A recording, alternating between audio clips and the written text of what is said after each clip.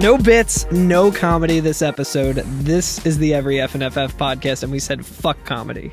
That's right. We're not a comedy podcast. We are serious gamers, and we take video games very seriously. And now for our sponsorship from G Fuel and GamerChairs.com. I thought you were going to say something like Big Cum or something. Big Cum? This show is sponsored by Big Cum. No, that's too humorous. We would never let Big Cum touch it. I know. I thought you were going for the 1-2. But no, there will be no classic comedy delivery today because all of us are sleepy and Curtis is a little sick. And comedy is dead. So I need everyone to go to whatever podcatcher they have and rate us 5 stars and wish Curtis to get well soon. Wish me to get well soon or I will die. Yeah, no one wants that, so. No. Now, ironically, by the time you hear this, it will have been like 2 weeks since I've been sick, but... Who knows? Speaking of not wanting to die, we have a cutscene. Yes, we do. Last we saw our boy Vincent, he just... He just importantly did not kill Rosso. Yeah, he let her kind of take care of herself, I guess. But yeah, she finished herself off. Vincent could not finish her. Gross. But we're on the plate. We're up top now. We are. We're in front of the Shinra building. Oh, familiar. Remember the that? Sculpture is nowhere to be found. The modern art has been long gone. You know what else is nowhere to be found? Stairs. There's no stairs. No stairs. Well, yeah, both the garages. There's like the left and right like garage area that like you would see. We would take a left to take the stairs, I guess, the back stairway. But Vincent receives a phone call from Shelk, and he says, "New phone, who dis?" It's like, what the fuck? She says the ground squads have not been able to penetrate Deep Ground's defenses. Curtis, grow up. Oh, I'm sorry. And also feel better. The Mako reactors are still operating at full capacity. And Vincent just goes, yeah, so it seems. She says, what's your location? And he says, the Shinra building, or what remains of it. And we get a panning shot around of the building. We see that it's all destroyed. All the glass is broken out. Still on fire. That was still my on big fire. thing. Why the fuck is this fire still burning? Like, what is this JFK's grave where they always have the eternal flame or whatever? It's that That's coal. Right.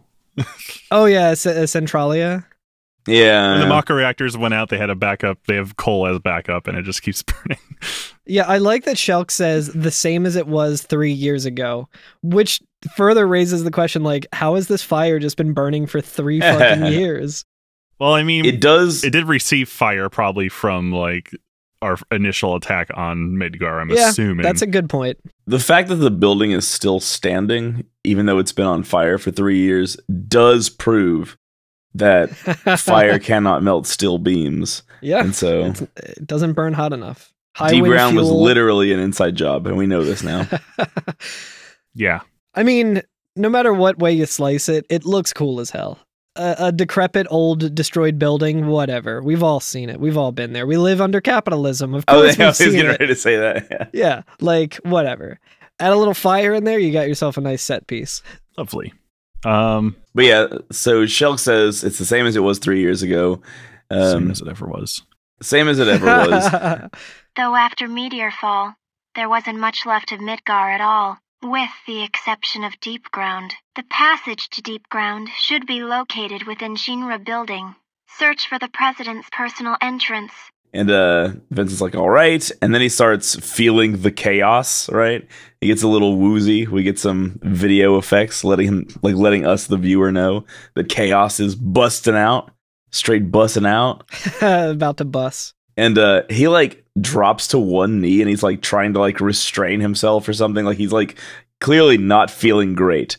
And one of those like Deep Ground dogs runs up on him and he just doesn't look at it and just does like the Lion King Rafiki like fist to it or whatever. It's the classic cool action movie guy where he just like whips his fist back and just nails him and knocks him away. It's also the gauntleted fist. Yeah.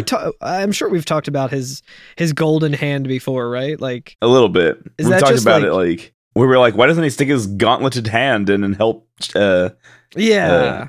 Mm. What's her name out? Shalua. I'm wondering if it's like a prosthetic or if it's just a cool piece of armor. Dude, Shalua got owned like 2 episodes ago, and I could not remember her name. I was like, you know what? I'm so past it now.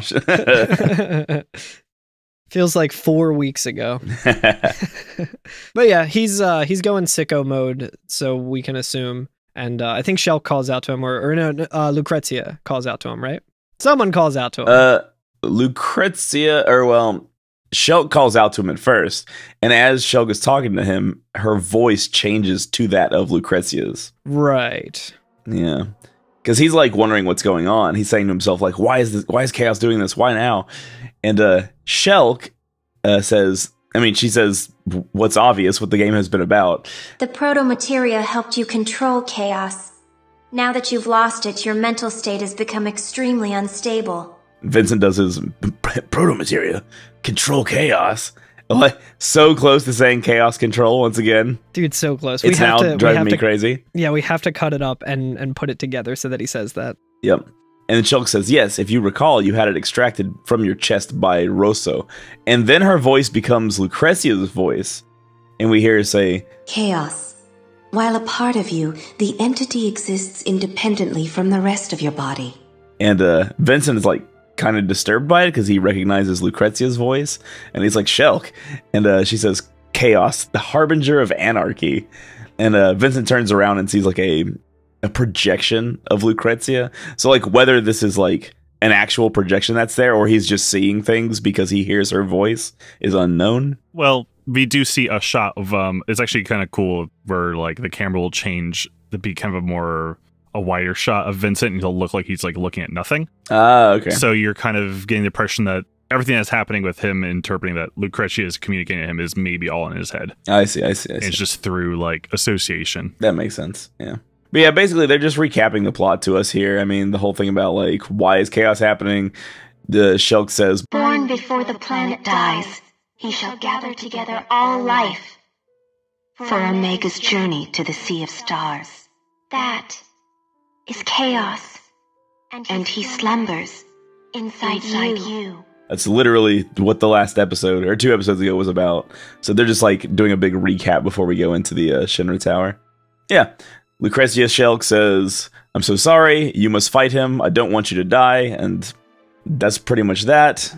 And then... Shit gets a little goofy here. Shit gets a little goofy. The headset through which... The HTC Vive that Shulk has on starts to malfunction, right? She should have gotten a Valve Index. That's what's happening. Yeah, she really cheaped out. Yeah, cheaped out. It starts exploding. It starts sparking. And she's like, oh, wait, what the hell's going on? You know, something's wrong. And so she goes to the bridge to talk to Sid. And Sid's having his own issues, right? He can't get to the engine room. He's trying to, like, speak to them over the intercom. Hey, engine room! What the hell's going on down there? Engine room! Damn it! What is wrong? Don't have a damn clue. All of a sudden, engine levels began dropping like crazy. We haven't taken any direct hits, so everything should be running like clockwork. And Shulk's like, all right, I'll go check it out. And then Sid says, counting on you. And I was like, ooh, that's 3. That's 3 people. They know how to gaslight her. They know how to manipulate her. It's also surprisingly calm on the deck, given that we're kind of in the middle of a battle. I think right now. Yeah. Like, I don't think the ship's taking any, like... I mean, it did take a direct hit. It got hit by another ship. Yeah, didn't we see it take a direct hit? I was wondering about that, too. Like, Did they... I'm like, my memory I sucks. thought they got out of the way of the other ship, but maybe not. I think Shulk specifically said, like, one of the engines was compromised, but they're nothing major. I thought that was the name of the other ship. Oh, you know what? It's the extra Forgotten chapter that's different than the other Forgotten chapter that was only available on Boost Mobile. PSP Go. Yeah. If you bought it at launch. So yeah, she does much like the Star Wars prequels. We get one instance of a Jedi run where she does a little speed run through the hallways. Oh, that's right, yeah. Yeah, they never really talk about the Jedi run other than that, huh? Yeah, it's that one scene. Yeah, they just have it happen and you're supposed to just accept it. I mean, well, with her, at least, I mean, we fought her, so we know how fast she is. Yeah. That's true. So I guess that's fine. A little shimmy. Yeah, why is she running at all? She has Heelys. We fought her. Yeah, where's her Heelys? It must have taken critical damage during the battle in the Forgotten chapter. That's right. She finds the engine room much faster than we did, though. Yeah. Oh my god, yeah. She knows the layout of the ship way better than, even after playing through it for like an hour. She's like never left the computer room, and she knows it way better than we did. Never left the computer room. What a mood. Yeah, but she was fully logged into the mainframe of the Shira, so she knows it like the back of her hand. That's right. But yeah, she comes into the engine room, and there are flames everywhere, no one to be seen. Also, there's like little purple like void clouds. Yeah. Maybe they've been abducted, and also notably, a dead Ketchi is on the floor. A dead Ketchi. Yeah, I was gonna say empty except for one corpse. What I was guess he doing number in 5 isn't alive. Oh, or number 6 has kicked it. Number 6 kicked the bricks. Kicked the bricks. Number 7 has gone to heaven. No, he hasn't. He's Ketchi. He's going to hell. He's going to hell immediately. And I'm going to fucking drag him there. Damn. What was Ketchi doing in the engine room? What wasn't Ketchi doing in the engine room? I don't know. Maybe Nero... Didn't Nero, like, zap him at one point? Well, one of them. Oh, he did. He did Nort one. Did he Nort... Did he Nort Ketchi into the engine room? It's like trailing dog shit around your house by accident. Just Ketchi dragging his ass because he got worms. Ketchi's just eating plastic and then throwing it up in the corner. Somehow landing on your pile of freshly done laundry that's just sitting on your bed. So speaking of diaper face, he's here. Nero is here. Oh no, he's on board the Highwind Shara. The Shara at the Highwind. He's here. He says, fancy meeting you here, Shelk. And she's like taken aback. She's like, oh my god, it can't be. It's you, you know. It's like, why are you here? Why? I was short a few souls and came to collect. Yeah, he has a very generically evil voice. Why? I was short a few souls. He's kind of the dandy, I guess, where he sounds like he like was a stage actor at some point because he likes to roll his R's. I will say, during the course of this scene, I was kind of like, okay, Nero kind of cool, though. Yeah, for sure. I mean, he looks awesome. He looks like a Metal Gear, just fucking... He looks like a Metal Gear boss, incredibly so. He's got cool-ass robotic wings. Combined with, like, Giant the Homicidal Maniac. Yeah. Like, I was extremely edgy, before edgy became horrible, I guess. While I was playing this, I was also watching a stream, and I was watching somebody stream Revengeance or whatever, and I was just like, yeah, Nero belongs in that game. Like, these are the same thing. Absolutely. So, but Shelk asks what happened with the crew. Nero says, need you ask? Look around. My mission is complete. And she says, oh. And she instinctively kind of takes a fighter stance. Yeah, she gets ready to she's kick squaring some up, ass. dude. Yeah. She's in the Wawa parking lot. She knows some shit's about to go down, so she immediately just starts squaring up. Dukes up. Yeah, she's got her lightsaber batons again. It's very cool. It is very cool. I agree. Yeah, I like how Nero's just like, what do you think you're doing? Yeah. Excuse me, you approaching me? And that kind of works too. Like she like becomes hesitant and like starts putting her dukes down, and she's just like, I don't know. Yeah. Well, yeah, you can kind of get the sense that he's her superior, or was, and so she's doubting herself, but she wants to, like she says herself. Since coming here, I've realized one thing. I don't want to let down anyone who's counting on me. Don't want to let anyone down who's counting on me. All right, Mr. Burns, do you have a first name? I don't know. Pure nonsense. But yeah, she talks about how, again, counting on her, pure nonsense, is what Nero says, which is pretty good. And then she's just like, nonsense, perhaps. But then she continues to try and fight him. Yeah, she goes at him, man. Like, Shelk's kind of a motherfucker. Yeah, remind you that Nero is in basically a straitjacket with robot angel wings. Oh.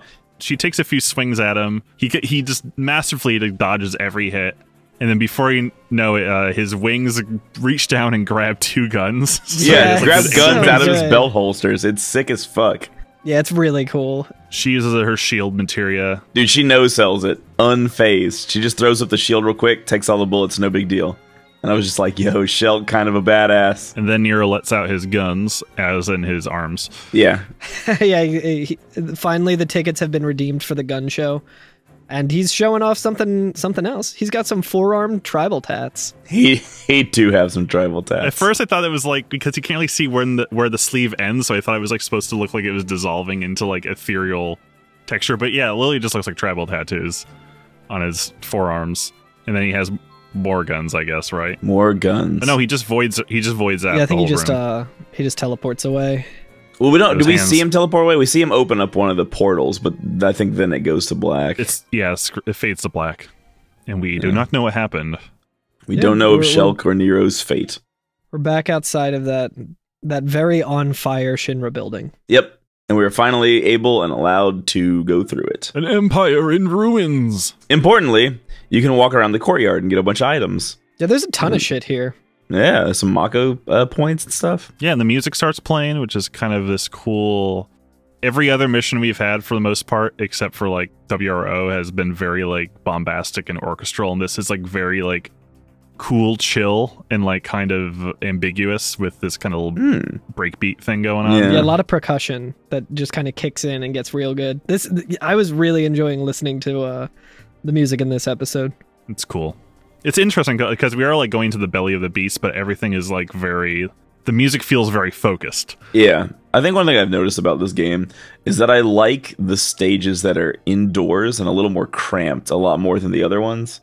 Because I feel like a lot of the outside ones are very... The outside areas definitely show their age more than the inside. They show their age, and the gameplay within them is very much just like run and gun. Here's some dudes, shoot some dudes. But as we go through the stage, like... The rooms are very small, and they all present their own little challenge. Like, you'll walk in, and it'll throw something at you you haven't had to deal with before, and you have to figure out how to deal with that one thing. So it's kind of nice. It's. I know we have said a couple times that some things remind us of Half-Life, but that reminds me of Half-Life in that there's little puzzles, kind of, but they're like combat puzzles. They're not like move a box onto onto like some buttons or something like that. Oh yeah. So like, there's several rooms that we'll get into where we'll see an enemy before we get into the room pointing at the door, and we'll just be like, okay, what's the best way to deal with this? You know what I mean? It gives you some ability to like strategize beforehand, which for me immediately backfired because like I was like, okay, I'm gonna run in, take down that guy, then that guy I'll have cover from the other one, and like I would run in, and then I was like, okay, and, like they started shooting at me, and I just kind of panicked. Like I knew that they were going to, but I was like, I can't shoot them. Instead, I'm just gonna attack this guy so he doesn't hit me. And then I just kept spamming attack and just missed all of them, even though Vincent was right next to him, and I was just like, yeah, fuck this. My habit lately with shooters is to just move cautiously until like it triggers the spawning of the enemies. Yeah. So I'm just standing exactly there because they'll basically just bottleneck themselves usually. Importantly, that's smart because I am too much of a Halo kid to ever do that. I'm just like, I must constantly be moving and constantly be firing. Throughout this whole level, you'll see like, oh, there's a door in this hallway. I should probably approach it slowly and maybe keep my reticle on it because someone will just pop out. Importantly, you can fire through doors, and while the enemy can also fire through the doors, they cannot go through doors.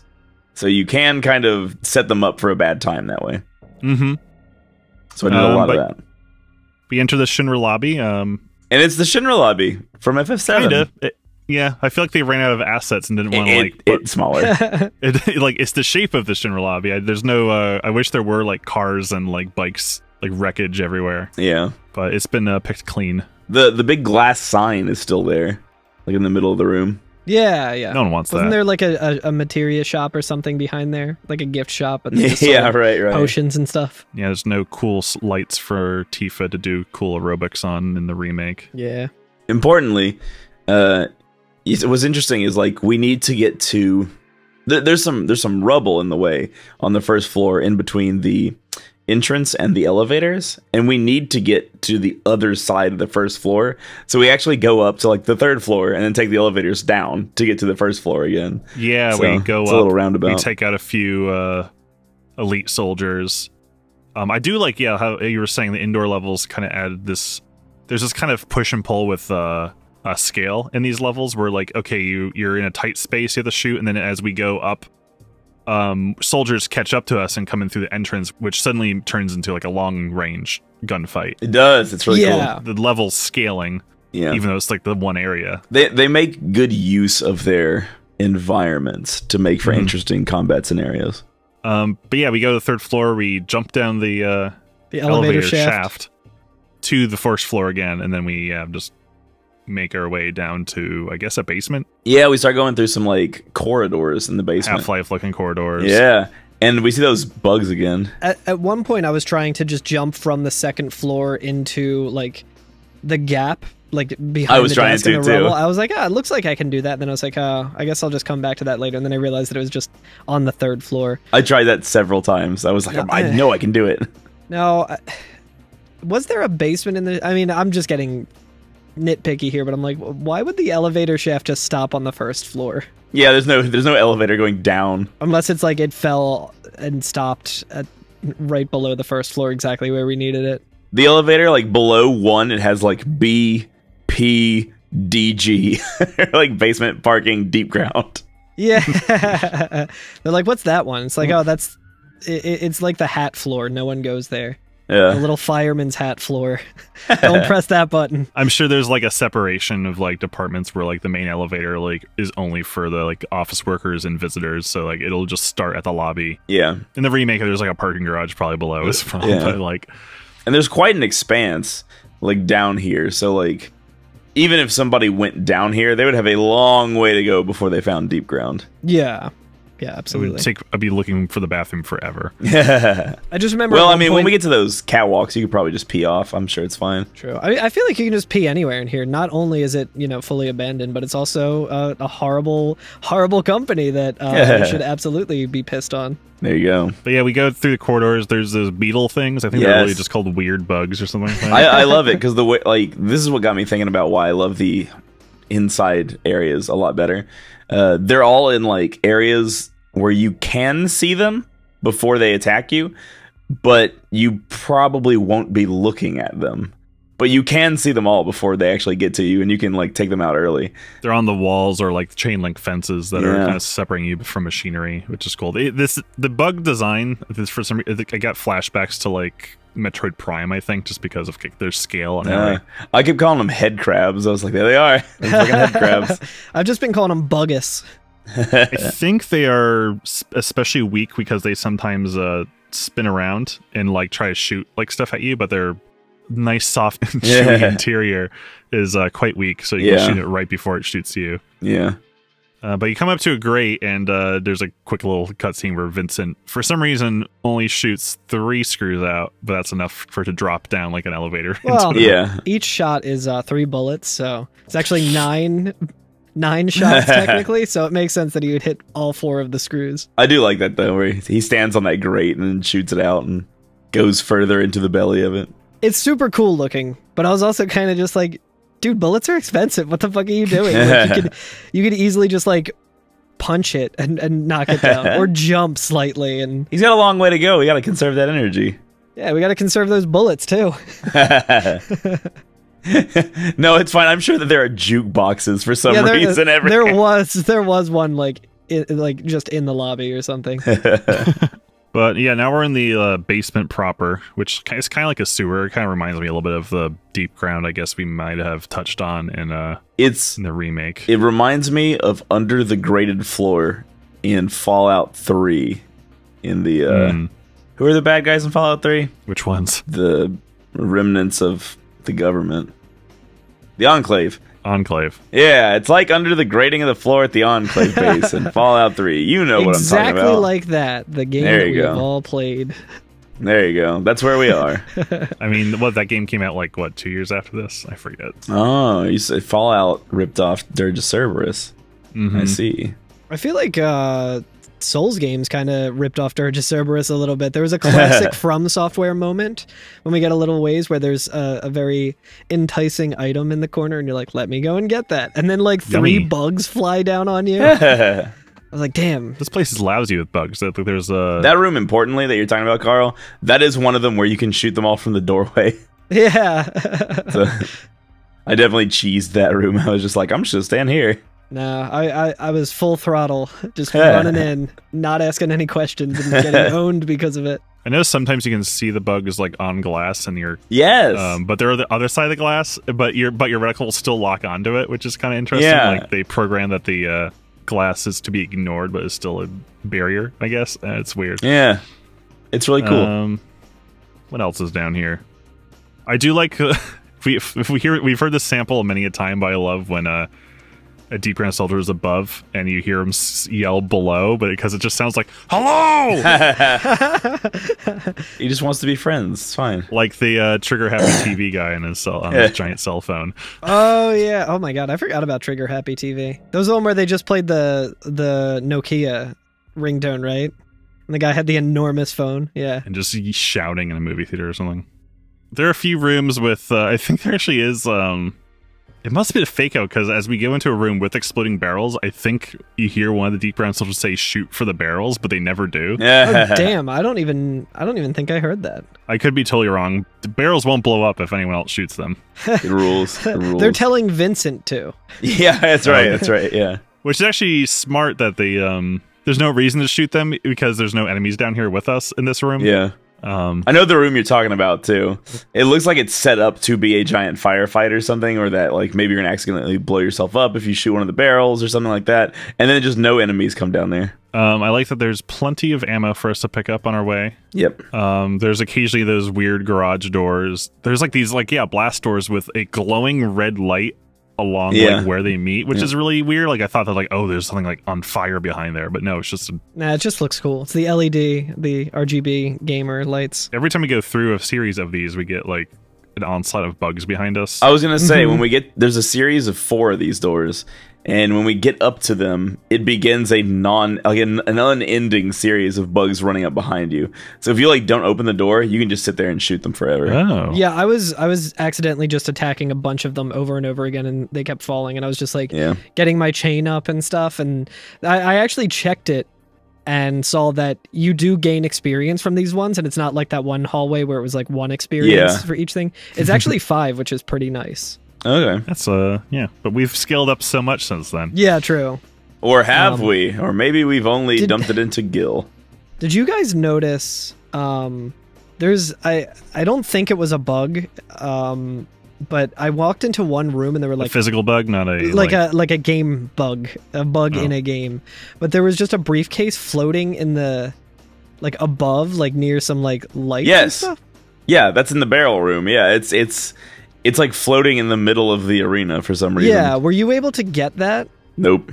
I was like, oh, okay, I guess I have to jump from the catwalk above. I'll come back to that later. And then never got back to that. Yep. And completely forgot about it. I wonder if you're supposed to, like, not shoot the barrels and jump on top of it to get it. I kind of want to try that. I mean, I tried. I didn't shoot the barrels before I tried to get it. I tried to jump on the boxes and get it, and I still couldn't. You just got to do the... now you can safely double jump off of the barrel to lay claim to the Gil. Okay, so you're able to jump off of a barrel. Okay. Yeah, but double jump.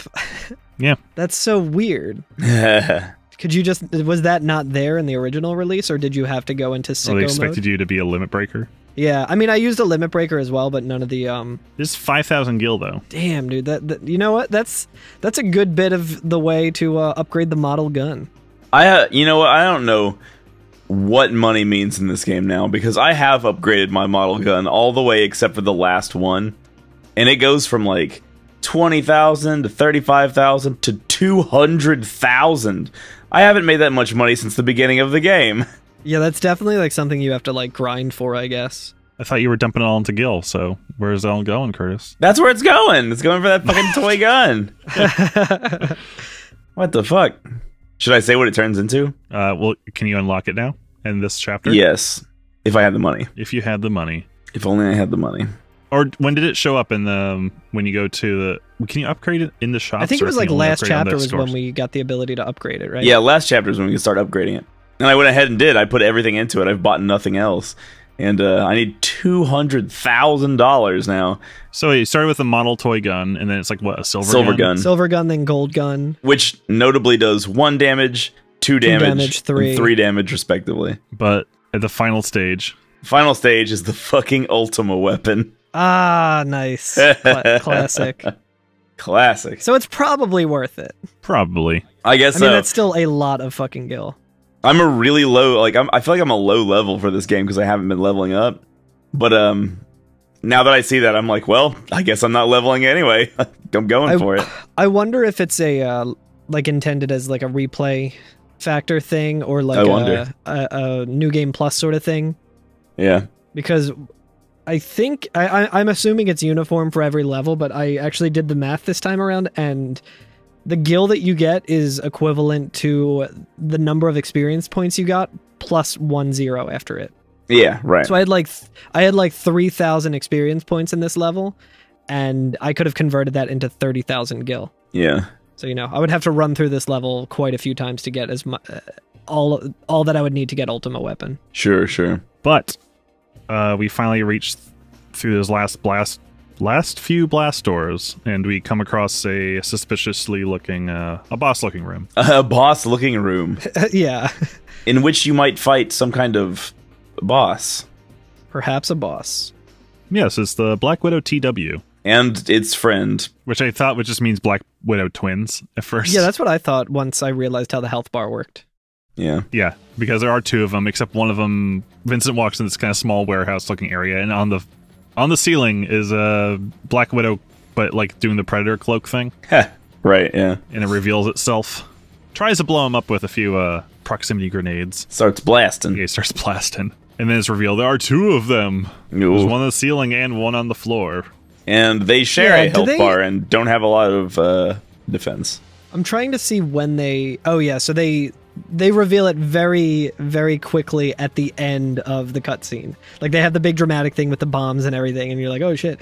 And then, like, the camera's just kind of panning out to show Vincent a little bit, and you see the other one on top of it. And the other one kind of just, for the most part, chills there as you, like, try attacking the other one.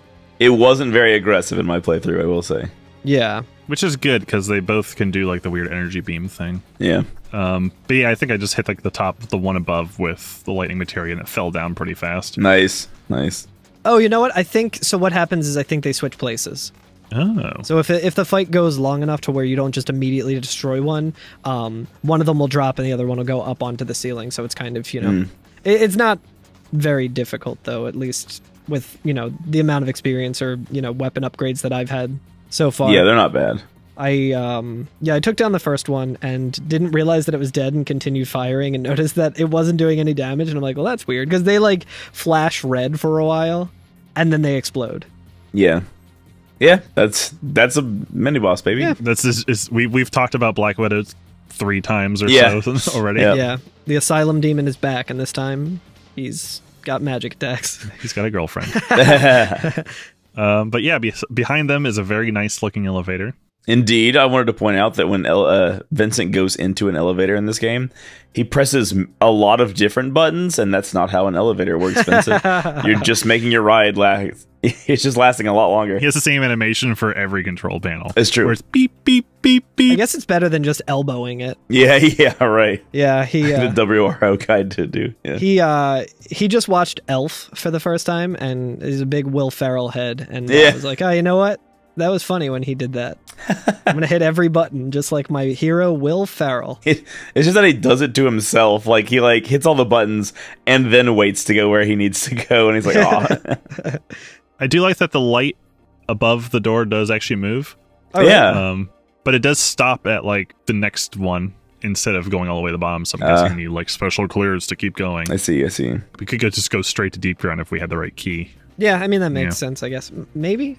I don't know. No, I feel like maybe. I feel like if there was an elevator directly to deep ground, it wouldn't be that big of a secret. I mean, this is the president's entrance or whatever. Yeah. They just, whatever. Who guys, knows what all that is? You guys, I'm starting to think that maybe deep ground was kind of just a Deus Ex Machina thing. Of like, hey, we need a new organization that isn't Shinra, and what are we gonna... Oh, how about the secret one that only the president who died in the first game knew about? Yeah, his little pet project. I can't wait until we run into Aerith's twin sister. Are you saying they didn't have this in mind when they were writing the original FF7? I don't think they did. Oh my goodness. But we find ourselves in a big old techie office. I like this little office. It's nice. Actually, it's interesting because we went through a series of industrial-looking hallways, and the next couple of areas are very office building-y. Like, there's desks and paperwork and shit everywhere. Consoles and... Yeah. It's not like... Yeah, it's very nice. Clean, surprisingly. Yeah. For a very old structure. And the lights still work, of course. I like this. I like this kind of... I don't know, I like the mood of this area. It's very cool. Vincent is now just an urbexer. He's going to old abandoned buildings for his YouTube channel. But yeah, we're immediately assaulted by Roombas. We get the stage mission, which is to find the top secret files. God, I hope that there are 5 of them, because I found 5. There are 5. Fantastic. Because I did not take a picture of my mission stat screen. This area is kind of like in a, I guess, a 4-star shape, because there are like 4 corners of the office that have like the. And I didn't realize it could be forever to figure out where to go next, because one, this area doesn't have a map. If you look on your map, there's no map here. Yeah, the map just says question mark, question mark, question mark. So I was like, damn, I guess we're in deep ground. That makes sense that there wouldn't be a map. And then we'll talk about that in a little bit. But yeah, what I got confused is that you're looking for like the door to leave, and there's actually just a giant door. Like, you didn't actually notice there's one like the size of a garage door. Like, it's not the most obvious, even though there is a giant light above it. Yeah, it's just a very big door. So it almost is more like a wall texture. Yeah, it blends in with the textures that just do nothing, that like enemies might come out of every now and then. Right. But yeah, we find some of the top secret files around here. Or one of them specifically. Yeah. Or you can find items, or you could find a bunch of those fucking Roomba bots that will come after you. It's just a floppy disk that's slowly rotating while hovering. That's how you know it's top secret. Yeah, that's where you got to keep all your top secret files. That's right. I always thought it was like a mini disc because it's got that translucent orange look to it. Oh yeah, true. It does. It's true. Very cool. That's how you know it's very cyber techy. It's also confusing because there's a very similar door to the one that has the light above it that is like not usable. Yeah, it's true. Well, if you play the tutorial, you would know that the lights mean that you can go through them. Very true. Very true. But yeah, I did a bunch of unnecessary laps around here to make sure I got everything. Like any maze, I'm just like constantly taking left turns. Yeah. We finally make it through there, and we get onto like a very Phantom Menace looking area that is just like a catwalk. I love it. It costs a lot to keep this place air conditioned. I am a sucker for this kind of area in a video game. Love it. Oh yeah, I love it. I felt like I was playing Jet Force Gemini, and I was all about that. So, which is funny because we aren't actually that low yet. Like, we only like went down like what I thought was like 2 floors. Yeah, we're not that low, but there's a long way to go below us, right? But like, I was confused. Like, okay, we went up to the top plate, and now we're taking an elevator. How many floors down? Are we under Midgar, or are we just like somewhere in the middle of like the column? Oh, I thought we were inside the column. Okay, maybe that would work. That's what I imagined this area is inside the column, but I could be wrong. Because like I was like, we were in Shinra building, which is in the middle. Under the Shinra building at this point. Yeah, we are. Yeah. It's just confusing. Like, wait, how deep are we right now? Oh, right. Shinra is up on the plate, right? Yeah, Shinra's up on the center of the plate, and then below it, there's that giant thick column in the middle of Midgar. Yeah, like at the beginning of episode 7, we see the train going around. It's suddenly making more sense to me now. But who's to say that this is actually deep ground yet? I don't think it is. No, it's actually not. Yeah, because this is like archives and stuff. Spoiler: we get a map eventually, and when you check the map, it says Shinra building, and then the next area you get to is deep ground. Yeah, and Vincent, even in a cutscene, is like, now deep ground. So yeah, the guide calls this place the Data Vault, which makes sense. It does look like a giant, like, as you're saying, Phantom Menace, like pillars look very much like this giant, like, server. This is where Qui-Gon Jinn dies. Yeah. We're stuck behind a beam wall as we watch Qui-Gon Jinn fight Darth Maul by himself. Fight Nero. Yeah. It's cut in half. This is where Ketchi gets cut in half by Nero. He comes back with, like, a robot But yeah, on this catwalk that we're coming across, we are assaulted by those 2 aerial troopers. Oh my god, they are aggressive.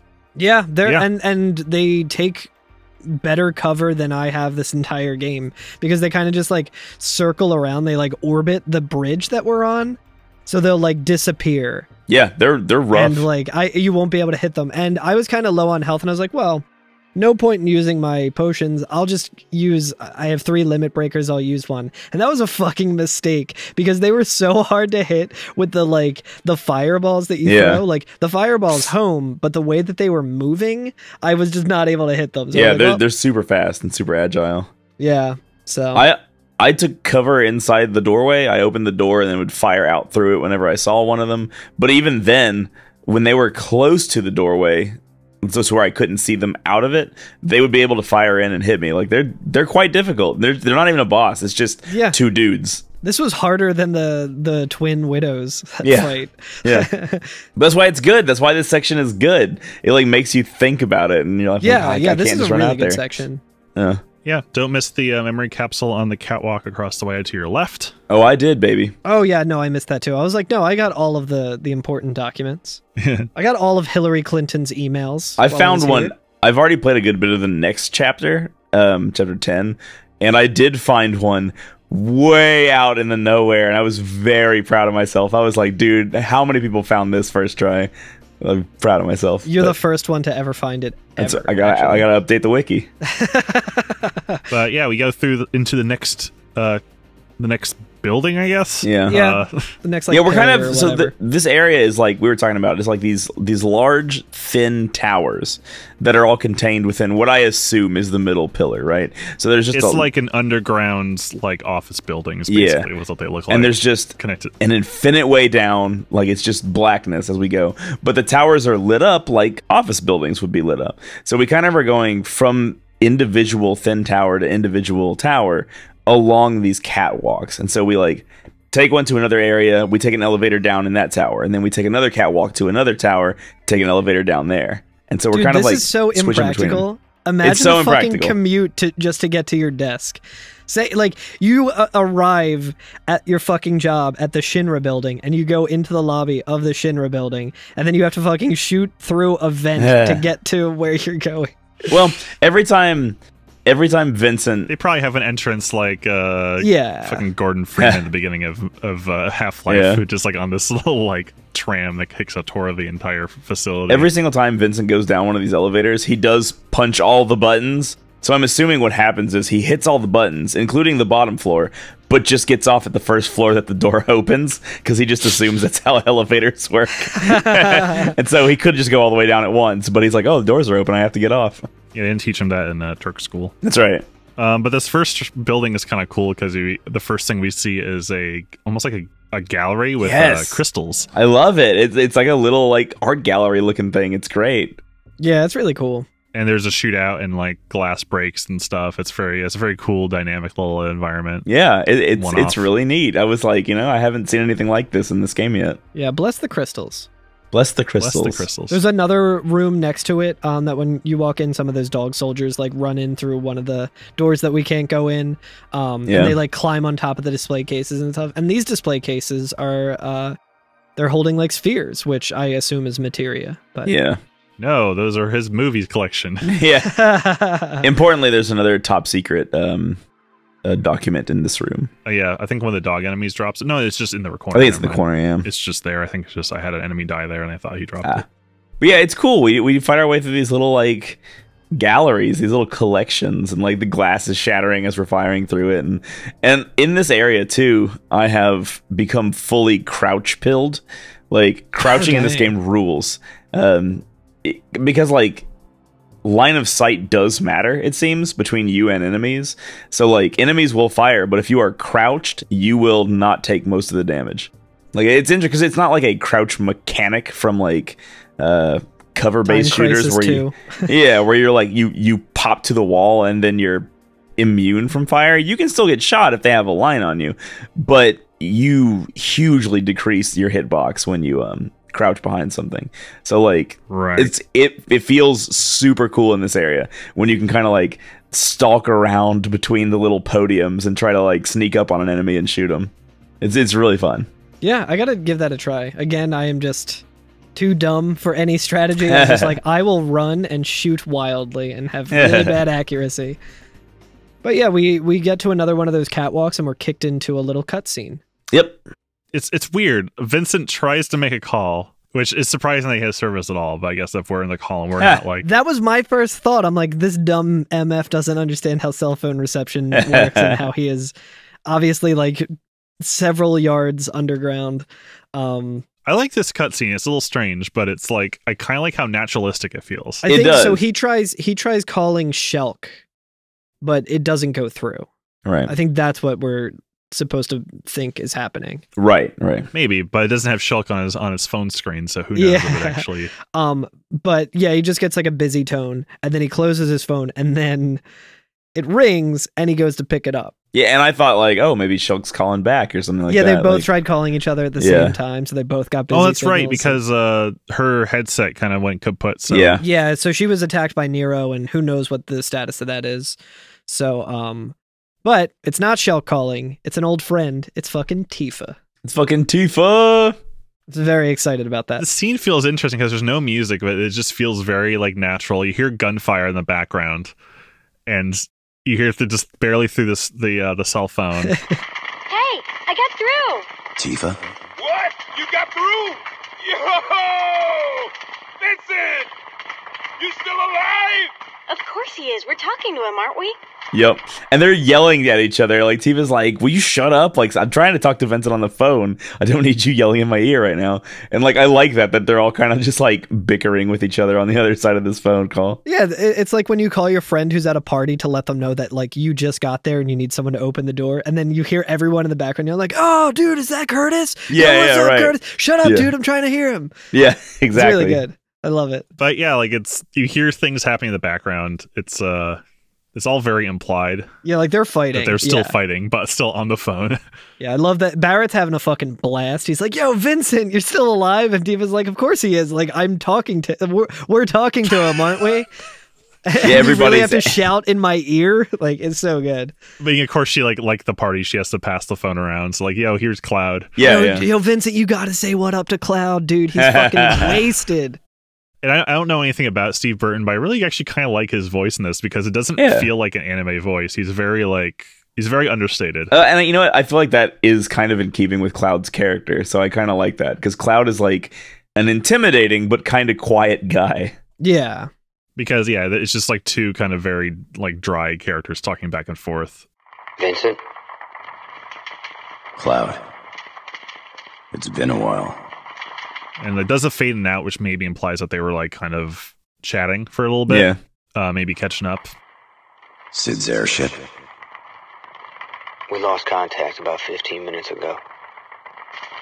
I don't think we have to worry, though. Those two should be fine. Which two is he referring to? I think he means Ket, or I guess he means Sid and Reeve.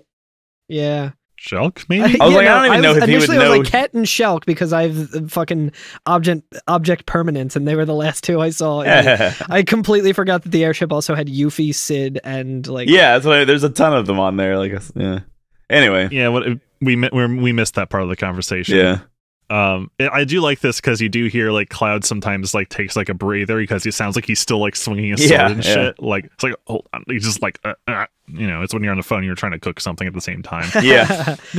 It sounds like they're just barely inconvenienced while like they're at war and just on the phone. We gotta just got to the drive-through and they're like, can I get a cheeseburger? We gotta return to World War II, not a cell phone in sight. Just people living in the moment. Careful what you wish for there, Curtis. Who knows? Who knows how close to another world war we are? Vincent says, basically asks how they'll be doing, and Cloud said, what do you think? Tifa says, right, you can count on us. Barrett says, when I'm through, there won't be a single sucker standing. Won't be a single sucker standing. He's got the classic Barrett bloodlust that we all know and love. And Cloud says, and as for you, and Vincent cuts him off, like, don't worry, leave Deep Ground to me. Still very guarded about any, like, sentimental emotions. Yeah. Yeah. But, again, Cloud says, can you hold on for a second while you're hearing, like, swings and shit in the background? Yeah, it would have been really easy for them, I think, to just make it be, like, exposition. Like, here's the situation, we get an update from them. But they made it kind of feel real, like an actual conversation of just, like, for lack of a better term, like, the chaos of the situation going on. Yeah. I fully buy that this is how these characters would talk to each other in this scenario with all of this stuff going on. Like, I believe it. Yeah, I love it. But Tifa shoots over an email of the Shinra building map. She sends him a JPEG. Yeah. 160p JPEG. She sends him a WebP, and Vincent is like, I don't know what to do with this. You just rename it, Vincent. Just right-click it and rename it .jpeg. It's fine. It's attached. Like, it's too large. I can't download it. At first, like when this happens, like, wait, why does Tifa have a map of Shinra Building? I realized that, like, oh yeah, we did like just like ransack their archives when we were like through here in the first game. Probably possible that we just have a whole shit ton of data. It's like it's the fucking R2D2 having the Death Star plans again. Like, you know, he has all that shit. Yeah, I think it's also kind of cool that like they could have easily just been like, it's a video game. Who cares? You have the map. You've had the map to the fucking weird canyon that no one's ever been to. Like, whatever. You didn't ask any questions then. But I like how they like put it in with like immersion in this case, where they're like, well, they wouldn't necessarily immediately have a map of the Shinra building, including all this like shit that we didn't see in the original. So I thought that was a nice little touch. Especially Vincent, who isn't particularly tech savvy, would not bring a map, you know? Yeah, he brought even a if he paper had map access. from 50 years ago when Shinra was a much different company. Yeah, you think Reeve would like give him the map ahead of time, given that he worked for Shinra. Yeah, Reeve spared no expense, except for that, apparently. Deep ground is below the complex. Take an elevator as far down as you can. Good luck! Give him hell, Vincent! Barrett, I thought I told you Don't go getting yourself killed now. It's very nice. It's really good. And that's the end of that phone conversation. I think maybe it should be the end of this first half of the podcast. Of our phone conversation. Yeah. That's right. Yeah. There won't be a single sucker standing after this break. And by that, I mean I have to piss. Don't get yourself killed now.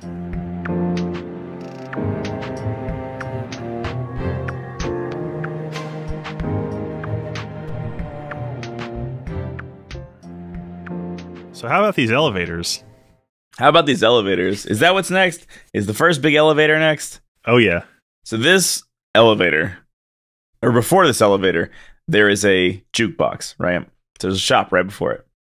And I used this so many times, I want you all to know. There's a checkpoint right before you walk into this elevator, and I had to visit this checkpoint many, many, many, many times. I think you're thinking of the next elevator, but it puts you all the way back here. Okay. Yeah.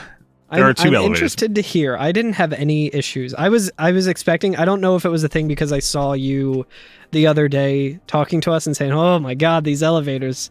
And I was like, oh shit, I need to bring my A game. So when I saw this elevator, I was like, I know it's about to happen. And I didn't know it was about to happen, but I didn't, for some reason. This elevator's fine. Yeah. If you need handgun ammo, grab some behind the elevator. I think I know what happened in the next one that made me not need any help, and I'm excited to get there. It's like a kind of like a utility elevator. Yeah, it's like a freight elevator, sort of. It's octagonal shaped. This is an evil headquarters elevator for sure. I like that there are only 2 buttons on the elevator, but Vincent still has to hit it 4 times to get it to work. Yep. Also, he hits it at the angle that you press it, which is very nice. So if you come in at a very shallow angle, he's just pressing nothing. He's just like pointing out into the air. Classic. It's like, elevator, go there. But yes, we get a stage mission as soon as the elevator starts to move. I'm very angry at the stage mission, by the way. I want you to know. Destroy the surveillance mines? Yeah. Yep. So they're those aerial mines from the last chapter. That we had to avoid by walking through the catwalk at a good time. Are they supposed to be the I forgot what they're called, like the Ray or something like that from Metal Gear Ray. Metal Gear Rex. I'm trying to remember the enemy from FF7 that was like a little floating. Oh yeah, that's right. In the Shinra Tower, there were little like floating mines, weren't there? They look kind of like this. I remember that. Wow. Hold on. Yeah. And if it is, then that kind of just makes me want more, because they had such a rich, like, just encyclopedia of enemies that they could have used in this game, and they were like, let's do like 3 guys. Yeah. 3 guys and 3 robots. That's all anyone ever needed. Yeah, they didn't have the little man in the pot. They sure didn't have that. Yeah. Or the Vagad Police, so or Zanene. They didn't have Garan. Yeah, where's the Zanene? Garan. Actually, wait, maybe those little dog things are like Zanene. Oh, yeah. Yeah, that's a good point. Or Dark Nation. Yeah. They did have Sahagin, so, you know, I guess we can't complain too much. That's true. As long as the game has Sahagin, then I mean, 10 out of 10. That's why 4 was so good. Mono Drive is what I'm thinking of. Oh, that's something different. Never mind. But they have the kind of similar vibe where it's just a little smee thingy. I am now scrolling through every fucking one of the original assets of enemies, and they're all so goddamn good. Yo, the brain pod. Who could forget? Simpler times. Who could? Y'all remember Christopher? I remember Christopher. What's he doing down in the crater? I really hope he makes it to the remake. God, he fucking better. I mean, they did bring Hell House in a huge way, so. Yeah, I was gonna say who is Christopher's Gigi, the weird pony. Gigi, yeah. Yo, dorky face, man. Guys, fuck it. Let's just do FF7 again. I know. I want to. You remember the what the hell were they called? The heliotope or whatever? The little bouncing red guys that gave you like 3,000 AP. Oh yeah. Or the Poodler. The Poodler. Yeah. Skeleton Dragon. What the hell was it called? Whatever. It doesn't matter. You know the one. You know the one. I mean. You know the one. Either way, I don't think these mines. They look familiar, but I don't think they were in this. Oh yeah, that's right. We were actually talking about something. Right. The mines. Yes. So as we go down the elevator, Poodler sample. The Poodler sample mines are kind of flying around the side of the elevator as it descends, right? And we get a score of how many of them we've destroyed. So we shoot at them, they blow up. They blow up any that are close to them. Sometimes they fall, yeah. Sometimes they fall and blow up one below it. So if you see like 2 or 3 in a row, you shoot the front one, it takes all of them out, and you can get a pretty good score. I was so The reason close. I'm mad at this is that I did have to do this several times, and the time I finally got through this stage was my lowest score on this, and I ended up missing the mission by like 2 mines, and I was like, fuck! Oh my god. I was very angry. Yeah, there's actually a few you can miss because I think they might spawn above you sometimes. So like as the elevator's coming to a stop, you look up and there's like, ah, shit, it's like just out of reach, so I can't shoot it, or it's like started to go through like the ceiling or whatever. Yeah, I definitely missed a couple. They take a few hits sometimes too. Oh, do they? I think I'm not sure if they take 1 hit or 2, or I'm sure. They all took 1 from me, but I don't know that that's the case for everybody. I think it also depends on what weapon you're using. I was kind of cycling through trying to use different ones, and with the machine gun, I guess the accuracy didn't really help. So, but if I was using like the short barrel gun, I was able to take them down like no problem. With just one you mean hit. the Cerberus? The Cerberus. I every fucking week when I play this, I try to make a point to remember which one is which. I'm like, which one's the Hydra? Which one's the Cerberus? Which one's the Griffin? Oh, it's as far as I'm remember. concerned, it's the Cerberus and the other 2 guns. Yeah. So, but the one that's in the title and the 2 that aren't in the title. It also it doesn't help that I change the barrel and stuff. So I'm using this one like a little shotgun. Gotcha. I think I was just using the machine gun and just kind of going ham. Yeah. So the accuracy's not great, but I was very concerned after like my first one because I was like, okay, I got a score of 31. That would be a really weird number for all of them, so I'm sure I missed some. Yeah, I feel like you can probably spawn them faster by shooting them faster as well. Because I got the time I was able to get to this stage, I hit around 31 of them, and I had up to like 39. So I think they like will spawn differently depending on your actions. Yeah, I guess that makes sense. I'm looking up to see how many there are because the end result screen does say how many there are. I was just curious per section because the walkthrough in the Brady guide says there's only 24, but you can easily shoot like I think 34 in this. Maybe you get that's like what chain Brady points wants you to believe. See, us Prima heads know the true. But yeah, I'm thinking maybe if you shoot one and it blows up other ones, you get bonus points, possibly. I'm not sure. There are 99 in total in this whole chapter, okay. Yeah, so the final score is 99. Yeah. So maybe there are 33 in this first one and maybe 66 in the next one? There cannot be 66 in the next one, because there are not that many. There's a ton in the next one. There are a ton, but I don't know. We'll see. Well, yeah, so... But we make it through, and now we're in an office complex, right? You know what? For having to play this fucking 5 times, I do love this section. Yeah. I thought it was very cool. Really good. Because it is office. It's like cubicles and like personal computers and paperwork and shit everywhere, right? Yeah, there's glass walls so you can see into the offices to your right, and there are deep ground soldiers waiting for you there. Yeah, they're like rushing towards like the door that you have to walk through. They're getting into position. It's funny that they're camping out for you as if you can't see them. Yeah. Interestingly, they will do different behavior depending on how you approach this door. So if you're like well far away from the door, like when they're like, "Oh, here he is, let's go get him," and you don't approach the door and you kind of just post up behind like one of the little pieces of architecture in the corridor, they will come out of the offices and kind of set up shop at the end of the hallway and fire at you. But if you run all the way up to the door, they'll actually just camp around the door and they won't come out after you, and they'll wait for you to enter the office. Interesting. It's interesting. It's pretty sick. Yeah. Dynamic. So yeah, they feel like they're a little intelligent almost, where they can kind of like figure out what the best course of action is. And I like that. I like that these encounters have like different ways that they'll go depending on your behavior. Yeah, it's really cool. And the layout of this is it's very much like an office. And I think when you look at the map, you'll see like 4 sets of rooms that have these cubicles in them that are like pretty open. Like you just have to go around the perimeter of the room, and then like the cubicles are there for cover of the enemies and stuff like that. But only one door is open, so like you can get through all. Presumably, it's designed so that you could get into all of them, but we only have like a straight path through. Yeah, you have to go through the offices counterclockwise through all 4 of them. Did you guys notice the cool posters that they have on the wall? I did not. I saw one of the looked like an ad almost for the train that we enter Midgar in at the first in the first game. Oh, that's super cool. I did see the wireframe of Midgar that Jesse shows us. There's the wireframe of Midgar, which is really cool. And on one of the walls, there's just the Final Fantasy VII world map.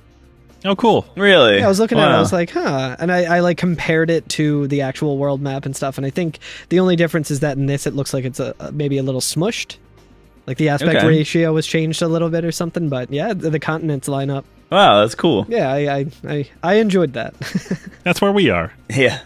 The remaining 3 top secret files are in these offices. Yeah. All 3 of them, so...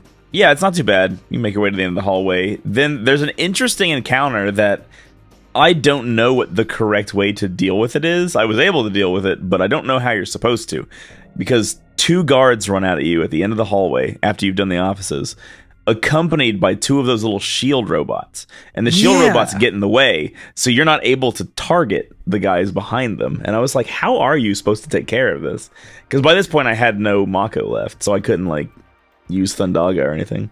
Yeah, I'm not sure how to do this. I think because they aren't really a threat until you're right in front of them, you can kind of hop over them. That's kind of what I did. I got up on them, and then I jumped up into the air and used like the fact that the guns keep you in the air for a moment to try to shoot over them and shoot the deep ground soldiers behind them. See, what I did was I just used the sniper scope. I like kind of took as much cover as I could and took out the one guy and then took out the other. But I thought they were just in front of like turrets. I didn't realize that they were like the sentient robots things.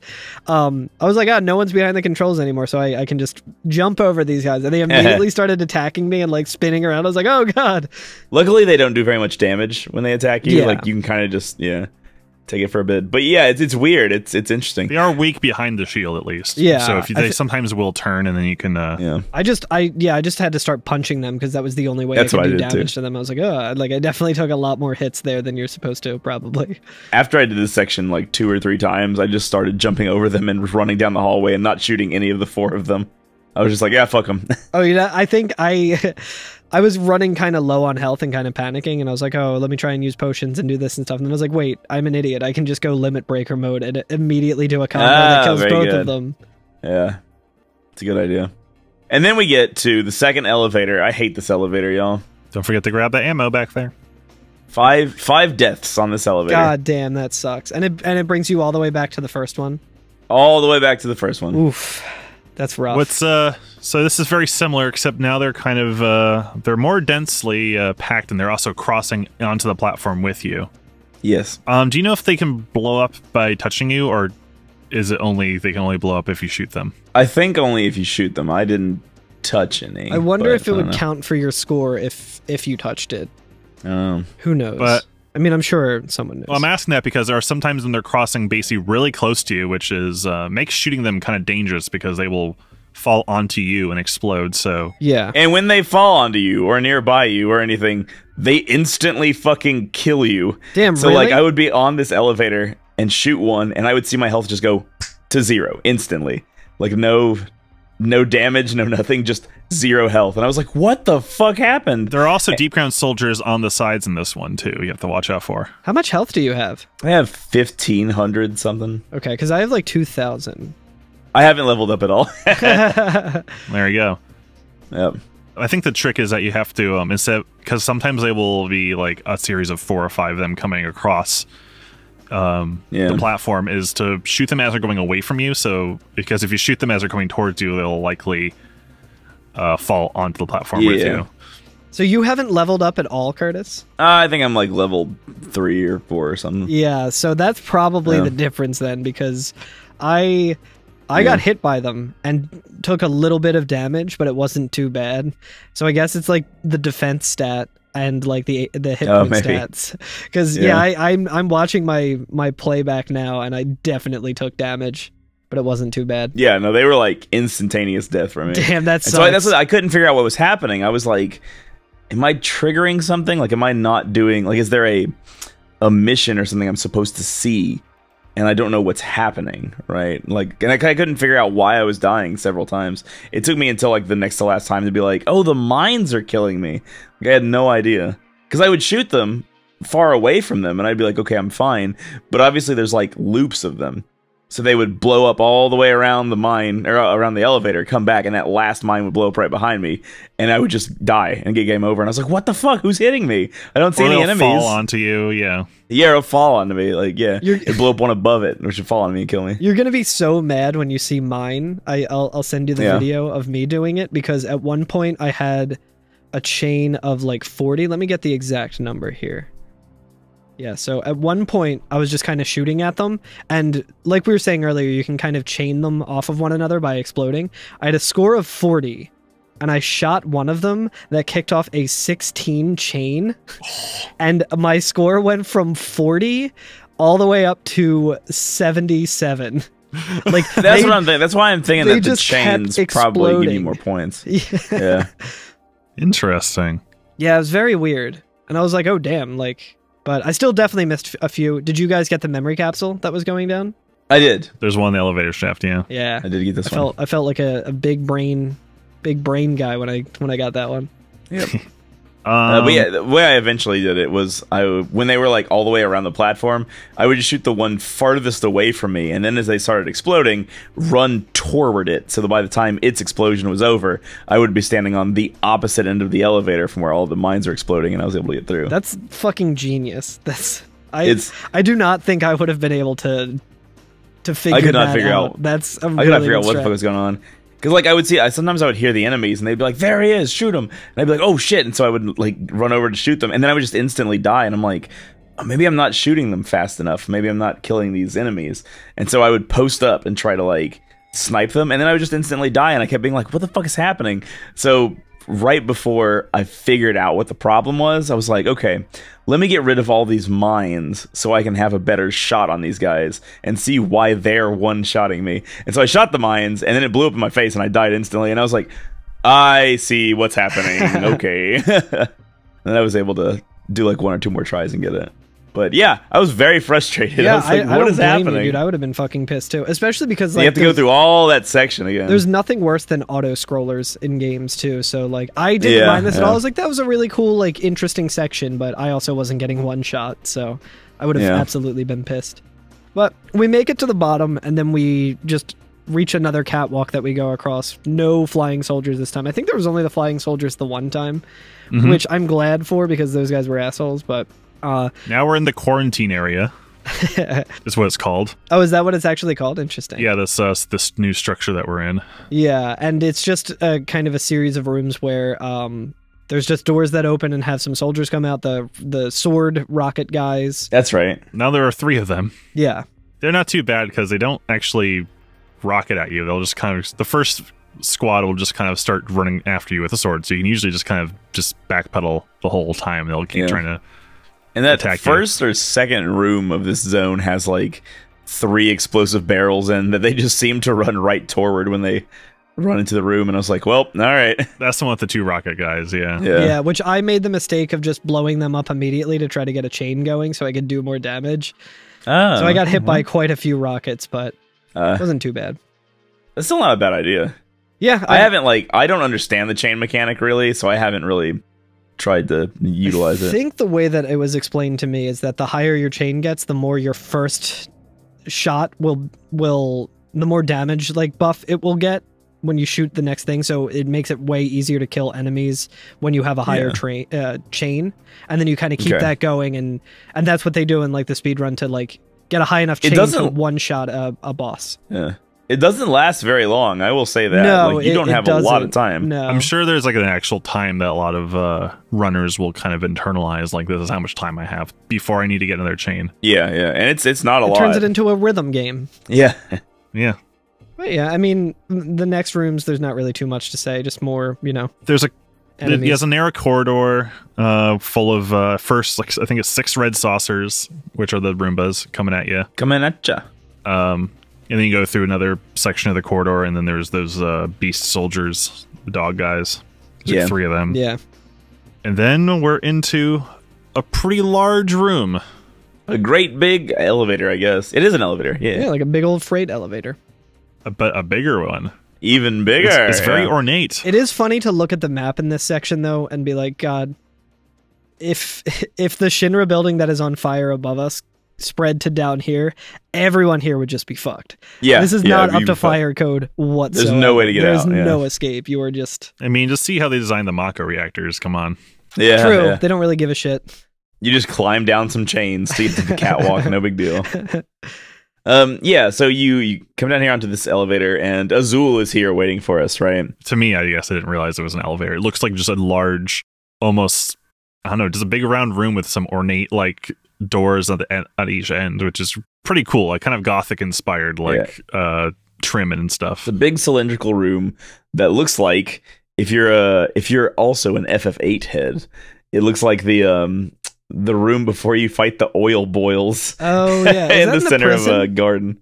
Oh no, that's garden. It's in the garden. Yeah, that's when the best song in the game happens. Dun dun dun dun dun dun. Oh, that song is so good. God, every song in that game is the best song. It's really good. Anyway, it reminded me a little bit of FF10, like we're about to go into some cloisters or some shit. Yeah, kind of. Yeah, I can see that. It makes sense with like the PS2 that a lot of the sets would kind of be reminiscent of sure. 10's level design. Same team, probably. Yeah, makes sense. And not to say like they didn't just rip assets from 10 and stuff, but no, I definitely feel that as well. So Azul's here, and he immediately is like, so Rosso didn't survive. And Vincent starts noiding or avoiding a little bit. And Azul notices, and he's turning into the Noid. No pizza is safe. He's turning into the Noid. So Chaos is trying to come out, and Azul notices and says, "Oh, something inside you wants out. Its stench is so very familiar." Yeah, he does a big old laugh that sounds very Ganondorf from Ocarina of Time. Yep. He says, "Come, Vincent, show me your rage. And now let the killing begin," which is pretty good. Yeah. And then he's a 2-phase boss. And phase 1 is nothing, I found. Neo Azul. Yeah. It's basically the same as before, except he's probably more strong this time. He has 2 moves. He can shoot at the column in the middle that you're on the other side of, which does nothing. Or he can try to run after you, and you are a little bit faster than he is. And so, like, he just has nothing. He'll do a spray of bullets. Like, you think he would do the slam thing again. Yeah. He does have the one slam, with the Mario 64, like, last boss battle with Bowser. Yeah. He can do that. Shockwaves. He can also kick the shit out of you. If you let him get close, he can do a little combo on you. But, like, it's entirely feasible to beat this boss without taking a hit. He is extremely slow. So I saw him do the kick because he was slowly walking towards me, and I just backed up slightly, and he did the kick and just completely missed me. I was like, damn. Yeah. I'm glad Melee sucks for the enemies, too, and not just me. Importantly, you and Azul are both right-handed and fire from the right. So if you are peeking around the right of the center column, you can hit him in places where he cannot hit you. Yeah. So you can just like stay right on the edge right there and just slowly back up as he tries to walk around and just continue shooting him and just never take a shot. Yeah, I made very short work of him. I also noticed that and I was like, oh, that's a good strat. And then the battle was over and I was like, oh, I didn't even need to use that strategy. And then I kind of just stood there looking at him for a while because he drops his gun when his health bar goes to 0. You can keep shooting him. He doesn't do any damage or anything. Yeah. And he's just kind of standing there and like breathing. And I was just like... Yeah, he glows red. Yeah, I was he like... glows red, yeah. I was like, sick. And then I stood there for a while. And then I was like, oh, maybe I have to walk up towards him. And then like it kicked off this cutscene where he's loving it. He's loving all the children bullets that you're using on him. And he just says... This is how a battle should be. Don't you think so? If we would have changed back to adult bullets, we wouldn't have had to deal with phase 2. Yeah, exactly. But yeah, he says, now feel my true strength. Feel the wrath of Azul the Cerulean. And he transforms into the beast that he was when he attacked WRO headquarters. Literally just a behemoth. Just a behemoth. And this boss I don't know how to beat this boss. I beat this boss just barely, but I did not understand the mechanics. So. Yo, same. This is Arch Azul. Yeah, I don't get this guy.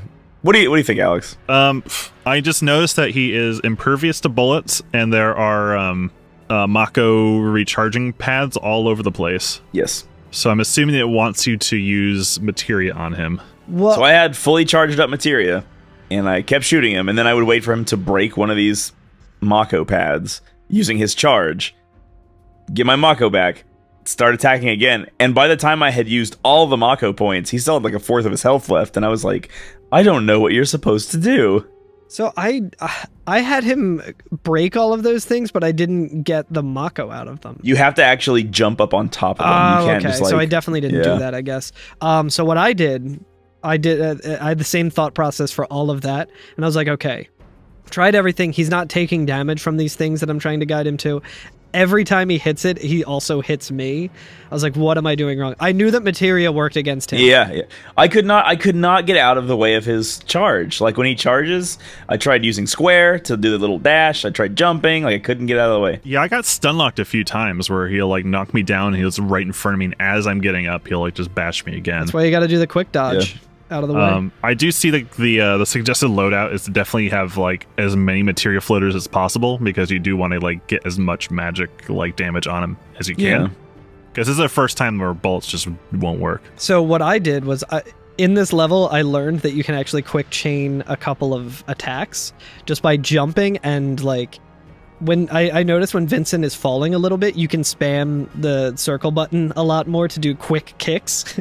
Okay. So I just kept running up to him and going, hoo-ha! And then like trying to run away or taking a hit, and then running up and going, hoo-ha! And just keep doing that. Oh, maybe that's a good idea. So that's kind of how, because I was like, I don't want to use the limit breaker, because obviously the limit breaker, it's kind of setting it up like, oh, okay, he's in his limit break, like beast form, you should do the same. I was like, I want to see how I would do this, like if I was on a challenge run or something.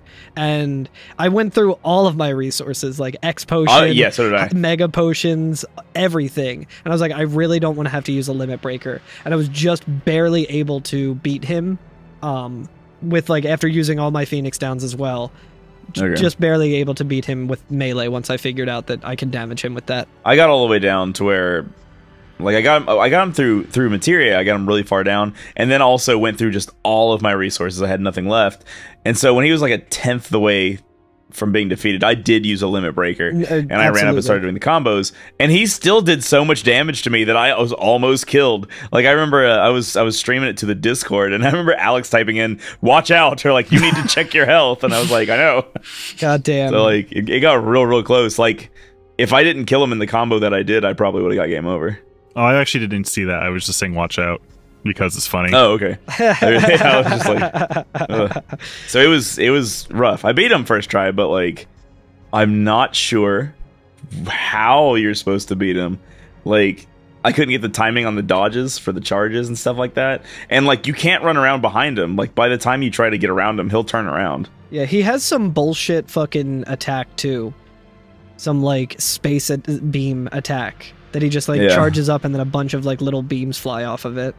Yeah. Oh yeah, the flying energy crystals. It does like 400 damage. Yeah. Yeah, so you're not safe anywhere. Like he will only do that for the first half of the fight. Oh. But he also does like a tail swipe that is the 700 damage. It's just so fucking crazy. That's gnarly that his like bat you away move does half of my health. He's literally an Elden Ring boss. I'm trying to do the Dark Souls thing where I'm like, I guess gotta make sure he's not like facing me, and I'll just stay to the side of him, and then he'll swipe you and just.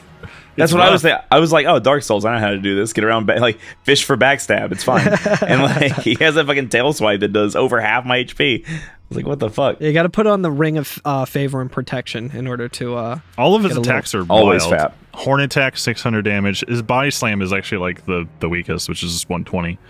But it's rough. Yeah, it's rough. He's a rough boss. But cool boss though. I really liked this. I had a lot of fun. I did too, and the elevator's moving the whole time too, so there's like a nice like action to it. Yeah, yeah, it's a cool elevator. We're going down. We should mention. Going back up, it'd be very silly. And then after we beat him, a cutscene starts, and Vincent kind of like gives him the Rosso treatment, right? Like he like punches into his chest. he yoinks his ball out. Oh no, so yeah, so what happens first is we defeat him, he starts glowing red, and like the battle's over, and there's a cutscene of Vincent turning around and walking away from him, and he starts glowing a bunch more, and then he gets up and runs up to Vincent and fucking knocks him into the elevator and just like completely owns Vincent. He says, "Stand." That's right. He says, "Stand. This isn't over yet." And I was like, dude, if there's a phase 3 here, I have to use my limit breaker and I might not even win. But yeah, Vincent slowly gets up, and I think that causes him to go chaos mode.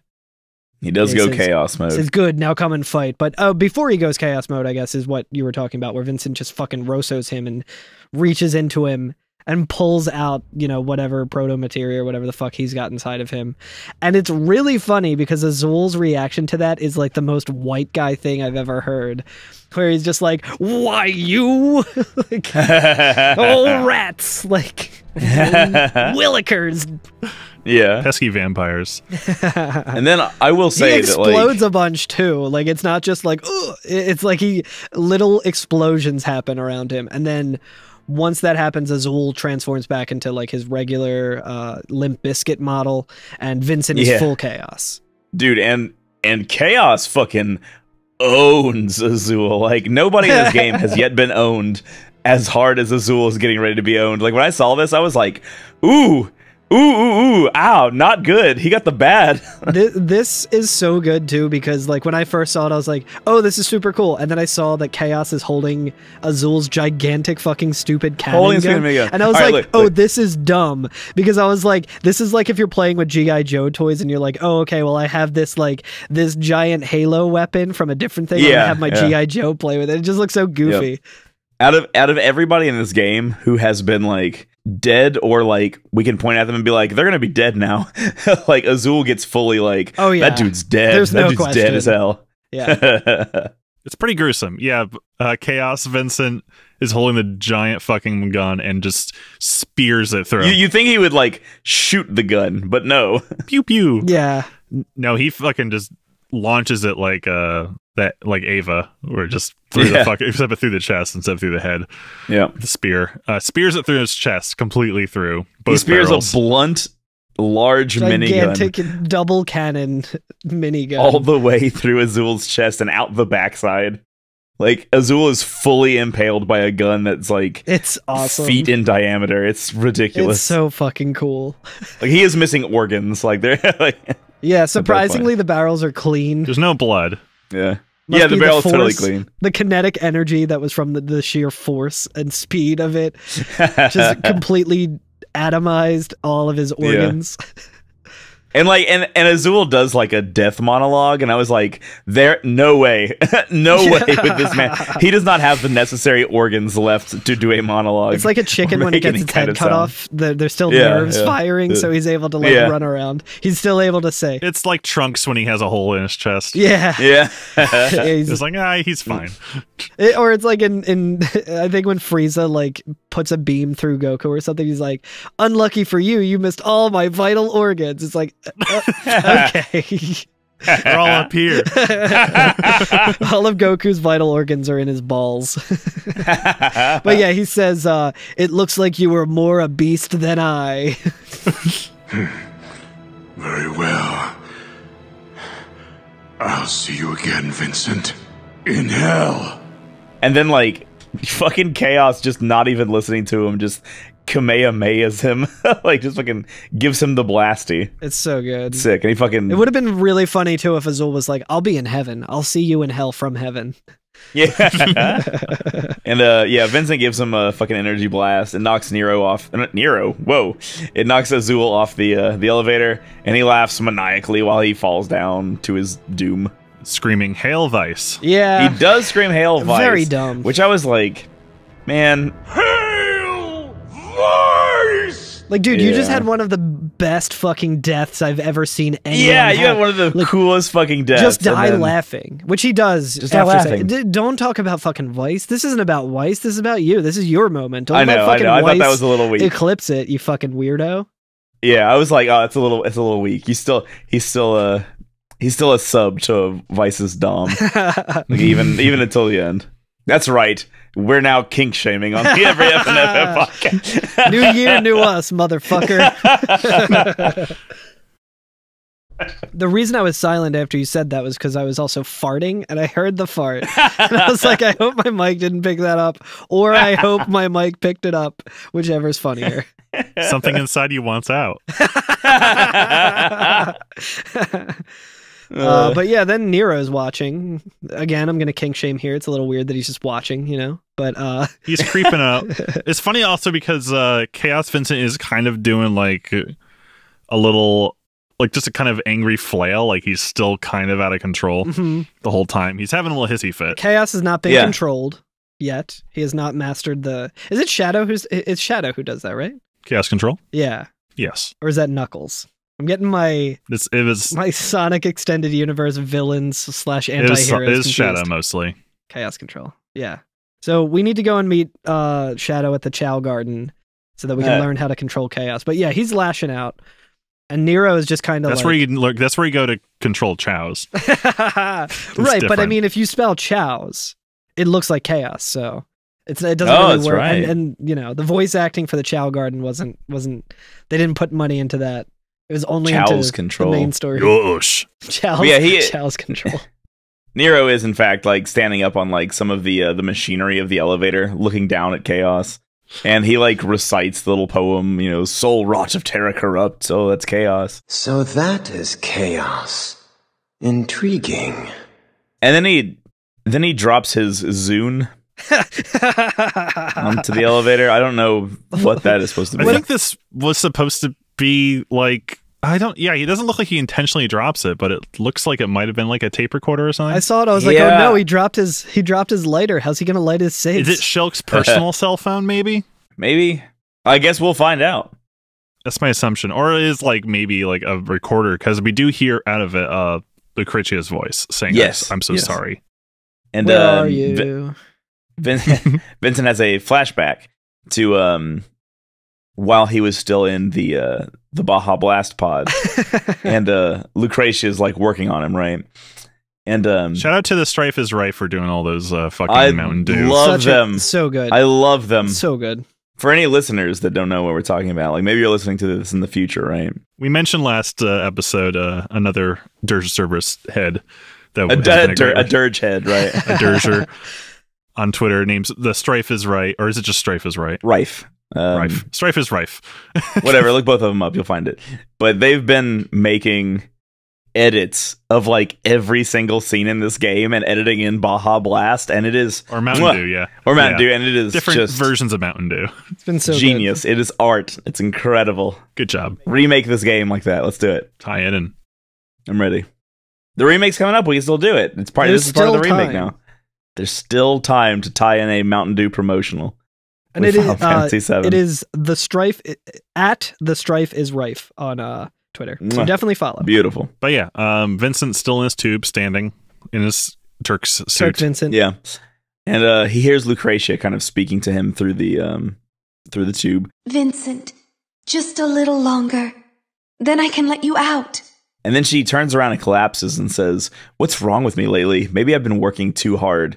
And then Hojo enters the scene, right? He comes down here, and it looks like he's caught her doing something that he didn't know about or that she shouldn't be doing. Like, he's not privy to whatever experimentation's going on down here, right? Oh, right, because he was doing experiments on Vincent, and then so this is assuming that after whatever happened to Vincent, because we've seen like flashbacks where Vincent is like kind of out of control, and obviously something has been done to him by Hojo, right? And so maybe Lucretia took him and is like trying to do something with him, right? And Hojo kind of figures it out here. He says, "And just what do you think you're doing with my failed experiment?" Get out of my lab! Silence! I'm the one giving orders here. And he looks at the computer monitor behind her, and he kind of like is able to read it real quick, and he's like, "Oh my gosh, Omega and Chaos! I see what you're doing. Like you are like infusing Vincent with chaos." He doesn't say that outright, but he like he starts can to understand the gist of what she's doing. Yeah, and And he kind of like makes fun of her. He's like, "Oh, okay, you're just using this guy as a specimen to finish your thesis, aren't you? Like, you're also just a creepy, no good scientist who's using people's lives. Like, I can get down with that. That's fine." And she's like, "No, you're wrong. That's not what I'm doing." And he kind of like chides her about that. He says, "Once a scientist, always a scientist." I'm like, this shit hits way different in 2022 when people are actually saying that shit about stuff that saves lives. Yeah.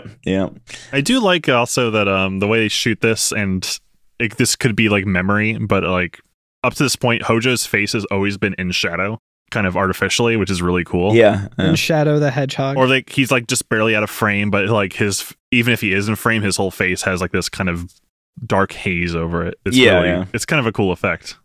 Although in this scene, there are scenes where like he is just like illuminated all the way around and you still see the shadow on his face. Yeah. How happy this fellow must be, helping his beloved, even after he's begun rotting away. Which I feel like is incredibly weird and creepy, and I don't like, because I would assume at this point, Lucretia probably is pregnant with Sephiroth. Mm-hmm. Yeah. And Hojo's like, "Oh yeah, this is the guy who loves you." Ha ha ha, that's funny. Like, it's a little weird. Yeah. He pities Vincent. Maybe so, yeah. The Chad Hojo versus the Virgin Vincent. Yeah. Yeah, he walks away, and Lucretia is still kind of like distraught, and she's crying to herself, saying, "No, this is no experiment, it's..." And then we're back in the present. It says president on the script. Yeah, we're back. Vincent says to himself, he's like, just doing like a T pose, an A pose on the floor right in his back. Like that gif of the armor in Elden Ring just hammering that dude's dick. Yeah. That's right. But he says to himself, he's like, oh my gosh, Lucretia implanted chaos within me. And I was like, dude, where have you been? Have you not been like experiencing the same things we have for the past several chapters? No shit, that's what happened. I thought that was real basic. Like, dang, the woman who was with Hojo and created Sephiroth and all the shit with Genova, oh my god, she implanted chaos?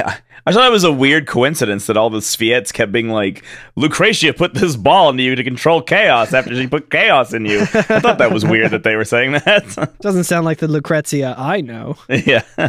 I think maybe this is like reframing it, like when Shalua brought it up, it seemed like the reason you're so fucked up is because of Lucretia doing experiments on you. But what it turns out is that Hojo is doing experiments, but Lucretia, while simultaneously moving her experiments forward, also maybe saved his life. Yeah. Possibly. By kind of stabilizing him. Mm-hmm. Yeah, it's the kind of thing where, I mean, Hojo referred to Vincent as a failed experiment, and clearly he's really not. Like, we don't know what the experiment was, I guess, but he's like very successful in the fact that he is like as strong as he is. He killed all the Soviets and shit. Like, Hojo's ability as a scientist is definitely questionable. Yeah, absolutely. Like, he definitely calls multiple people failed experiments over the course of the FF7 games, all of which who are like incredibly bad, incredibly successful. Yeah. He's also constantly saying he needs to justify his past failures and shit like that. Yeah. It's like, he's kind of a dude, he's a workaholic. He's always up with that grind, you know, always do better, always better yourself, you know, just keep the hustle real, keep the hustle going. Wake up at 5 a.m. He's a savant, but like kind of like failing upwards kind of thing, where like he's maybe not qualified to do what he's actually doing. Yeah. Well, yeah, I mean, he was definitely always the most qualified. He was always in Gast's shadow. Mm. And like, you know, wasn't quite as good, and just he was. Oh, that's true. Yeah. What Gast had in like brilliance, Hojo makes up for in like cruelty and just like the willingness to go way too far with shit. That's true. Whatever it takes, man. I forgot about that whole dynamic between Hojo and Gast. The Gast was like the much better scientist. Yeah, exactly. That actually makes a lot of sense. The Chad Gast versus the Virgin the Chad Gast. And as we know, I think Gast also took interest. I mean, this is like mentioned in one line that was like barely audible earlier, that Shalua mentioned that Gast took interest in Lucretia's work. Yeah. So even more of the reason to kind of chide her about it. You know, it's not even like, I know that this is not necessarily important to this scene or anything like that, but it is interesting to me to think about how we actually do see flashbacks of Gast doing his scientific work in FF7, and like when he's working with Ifalna, right? Like, his science is doing interviews right? Like he talks to a Fallen about things, and he's just like, "Why do you feel this way? Where are your people from?" And he's got like a tape recorder, and he's just asking her questions. And then you see Hojo, who's desperate to become better than Gath, is like, "No, we need to cut them open." Listen, it's a classic Nikola Tesla, Thomas Edison situation here. Yeah, okay? yeah. Sometimes the only way to get results is to electrocute an elephant, or many other horrible things. or Yeah. any other. Yeah, The Shinra patents. That's like we could make like our own like knockoff SCP Foundation like webpage where it's just like the Shinra experiment. Anyway, so we get to the bottom of the elevator, and at the bottom of the elevator is the world's coolest door. It's very Fallout looking. Very Fallout. It's a vault. It has a giant valve on it with a big old dome glass on It's thing awesome. on it. The valve doesn't move or anything, but it definitely it's completely over designed. We're in Dexter's lab now. Just imagine the tightest door ever, and that is what's down here. It is. It's Dexter's lab. You're right. That's exactly what it is. Yeah, he goes up to it and he says Star Wars, and then it opens. he goes into it and he says, "What does this button do?" And then accidentally blows it up. Vincent knows the password for the door, but he can only say omelette du fromage now, so he can't open it. That's a joke for the other millennial/boomers out there. You're welcome. But thus begins kind of Vincent's like internal voice out loud. Yeah. I think like the most you ever hear Vincent talk is during these last few chapters, Gotcha. even if it's like to himself. It's very interesting. Yeah, he starts immediately getting very emo by saying, "So this pain is..." When I heard him say that, I was just like, this pain is much too real. There's just so much that time cannot erase. Yeah, but he says, I don't understand what he means by this. Deep ground. Shinra's dark secret. 3 years of hell below. And now, a world of hell above. The path to darkness opens once more. You know what that means? It means it's badass. It means it's fucking cool as hell, and he sounds Sick cool when as he fuck. says it, and that's all that matters. But yeah, I was exactly like, 3 right. years of hell, what is that referring to? And I was like, The last 3 years. but what Yeah, does he's he talking mean by about, like- below? He's several miles below where he was the past 3 years, I would imagine. I guess he's like talking about the 3 years of whatever the fuck Deep Ground was up to in the last 3 years since they've been awoken. Oh yeah, that's true, I guess, yeah. And they've now broken out unleashed into it. Yeah, that makes Yeah. perfect sense. But yeah, the path to darkness opens once more. Fucking sick. Yeah, it's pretty cool. I mean, that's- And as this the door's retracting and starts sliding out, and it lets open this giant, like, it's white, but it's like letting out this like unnatural light, just blasting. Yeah. It's like you can't like look at it. It looks like it's gonna hurt to look at. And it's kind of this purpley blue light like Nero has. And then we are able to see through the door what's out there. And there's like a fucking city. I imagine we'll talk about it next time more.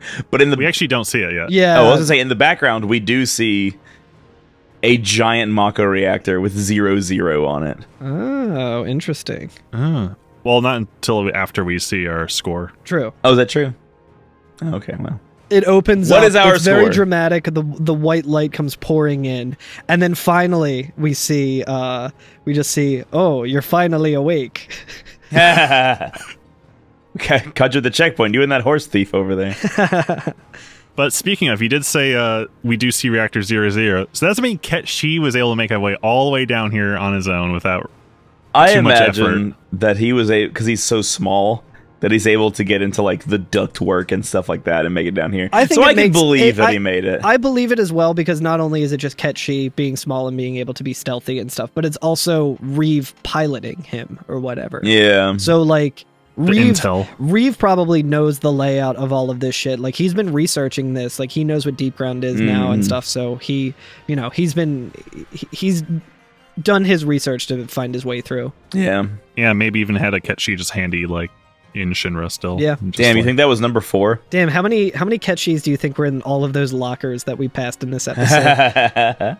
I think it was number 4 in the, unless as we mentioned, it depends on how you did prior. Yeah, to that fair, point. fair. It's either number 5 or number 6. Does that imply that when you do the stealthy mission as Ketchi, when you get game over, and you try again, the one you're trying again with is a different Ketchi. I guess so, yeah. Like, I think it only counts it like as a failure once in the number. I don't think if you like game over twice in that section, it's going to count as a tick and towards. Yeah, it won't go like, oh, number 99's feeling fine. And now that we know that Reeve is an Inspire, right? If they had that made, that'd be really good sub alerts if you just had different. That would be good. That would be good.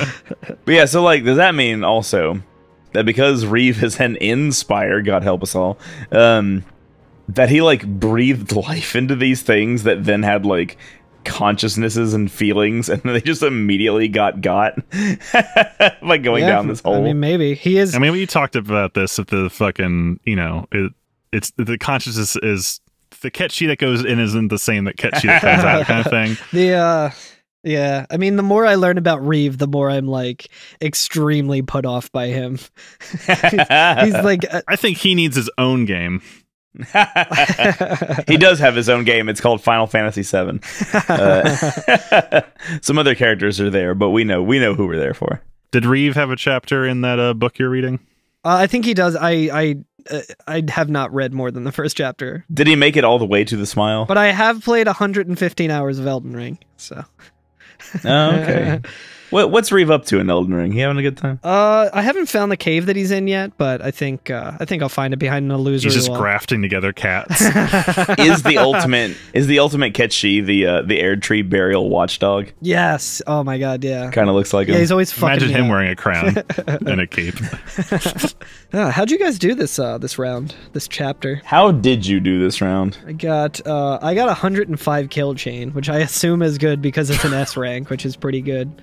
Dope. I only collected 53% of the Mako, though. Ooh, 100%, baby. Nice. I guess that's the boss arena. Yeah, exactly. So should have done that, but didn't realize because I saw it looked like Mako, but I was like, I can't get that. Yeah. Anything else interesting? 22 critical hits. Again, I don't control that. Yeah. So I have 46. I had a lot. Nice. I had 21,509 damage sustained. My accuracy was 55. I technically had much lower damage sustained, but if you consider all the times I died, I probably had much higher damage sustained. That's fine. And as you might imagine, I got a D in times KO'd, so not incredible. Yeah. Although the ranking in this seems to be kind of generous toward A, because I got a lot of Ds here, y'all. I got a D in time expired, KO'd, items used, what was your and time damage expired? Sustained. An hour and a half. Damn. Yeah, mine was 53, and I got a C. Woof. I probably would have if I didn't die so many times. Yeah. I do not have my score handy, but I think I got a B. Nice. What I really wanted to talk about was that mission, getting 99 of those little mines or whatever. I had like 97, and I was so fucking pissed. God, that I was sucks. like, are you fucking kidding me? Yeah, for me it was 97, but it was definitely just like the two that were just out of reach because they were like way up above me. It was the worst time. I hate this game. Game's terrible. All right, next chapter I have been told is the longest one. I've been told that it goes on and on and on. And I have played some of the next chapter. I've played like a little ways into it. And that's okay with me because it is a blast. There is like so much weird shit in the next one. It's trippy. It's great. It is real wild. I'm not sure how long it'll talk. I have to play through it again, but it's a lot of different gameplay stuff. There's a lot of different gameplay stuff. Like just the first like 2 or 3 areas, I was like, what is happening? This is incredible. You can kind of tell that they really hit their stride with what they were making now because like the past several things have just been so good, you know? They have. I agree. Like whereas this one was very cramped, like there was not a lot of maneuverability in this area. There seems to be much more in the next area, but again in interesting ways. Like I like them. Like you'll be like in a open arena, but forced to be on these tiny little catwalks. And so you're like using other catwalks as cover, and it's great. That's so cool. It's a really cool area. I'm excited to talk about it. Look forward to that next week. If Bloodborne fans will love it too. Yeah. Man, Bloodborne, we're going to fight Rim the vacuous spider. Sweet. I can't wait to have to farm healing items. I love that. Well, yeah, that's about it. That's all I got. Alex, do you want to take a gigantic fucking gun and throw it into our chest and lower torso? Yeah, I can do that. There is something within me that needs to come out. Thank you again to Masashi Hamauzu for the game music. Leave us a review on iTunes or Spotify, wherever you find your podcasts on the side of the road. Thank your dealer, your podcast dealer. Leave us a message or text us at 530-MATERIA. You can find us at EveryFNFF on Twitter, Instagram, and join our Discord. 3 years of hell below, and now a world of hell above. The path to podcast opens once more. See y'all later. See ya. See ya.